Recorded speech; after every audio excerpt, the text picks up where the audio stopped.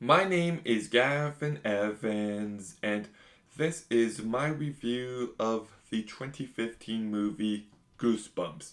And this review will have spoilers, so there's your warning. But I actually grew up reading these books. They were just my absolute favorite. I was never allowed to read them, but I did it anyways. They were just fun and creepy and just the best. My favorite book was The Haunted Mask. That one really got under my skin. But, anyways, I actually think this is a pretty good movie. Not great, but still much better than it had any right to be. So let's begin by talking about the cast. And Dylan Minot, I think, does a really good job. He brings enough personality, enough likability to this character, and he carries the movie incredibly well. Ordela Rush, I think, is very charming, very sweet, and very likable. She definitely stands out here. Jack Black, I thought, brought plenty of personality to this movie. He is very over the top and zany, and it just works perfectly for this movie. Ryan Lee, who I recognize from Super 8, a movie that I love, and This Is 40, another movie that I love, and I thought he brought enough to this movie, enough personality to this character.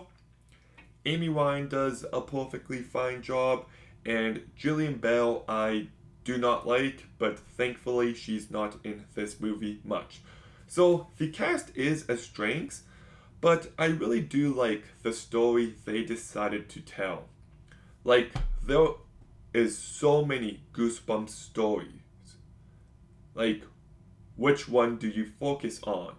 And instead, this movie decided to tell a Jumanji like story where all of them just come to life. And I think it works for this kind of spooky family movie. And I like how they even get Jack Black to play R.L. Stein. Like, the fact that the author of these books is a main character, just a really smart decision. And I always talk about how we need more horror gateway movies for kids. Movies that scare kids but are still appropriate for kids. Movies like Coraline, Beetlejuice, um, Paranorman. Movies like that. So I feel like this one fits into that category quite nicely, which I really dug. And the movie is never funny to me. Like, I never laugh, but it is still constantly amusing. But what really surprises me about this movie is actually its emotion. I remember seeing this movie in theaters back in, what, October 2015, and I was caught completely off guard by the fact that the girl wasn't actually real. And I do think that is a very good reveal, and when we get to the climax of this movie, I thought it added some nice emotion. It showcases just how much you've come to care for these characters. So that was a really great and smart addition. And the movie's like what? 90, 95 minutes? It just flies by. This is a very easy movie to watch. Now, all that said, I still wish the direction by Rob Letterman was stronger. The visuals and especially the CGI is quite bad. And yes, I know it's a family movie, but I wish the movie was creepier. Like, you have this evil clown, you have an evil doll, and maybe just too much of it is played for laughs. And look, I love Danny Elfman. His music for Edward Scissorhands, Beetlejuice, Spider-Man, Doctor Strange 2, Oz the Great and Powerful is just some incredible work.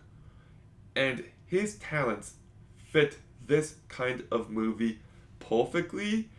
And it's not a bad score, but it's just underwhelming considering who composed it. But yes, I do enjoy this movie. I do think it is pretty good. It's fun, spooky craziness that the whole family can enjoy. There's some nice emotion in there. The cast does a really good job.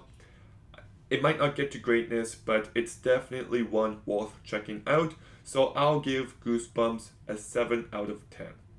Okay, have you seen Goosebumps? What did you think?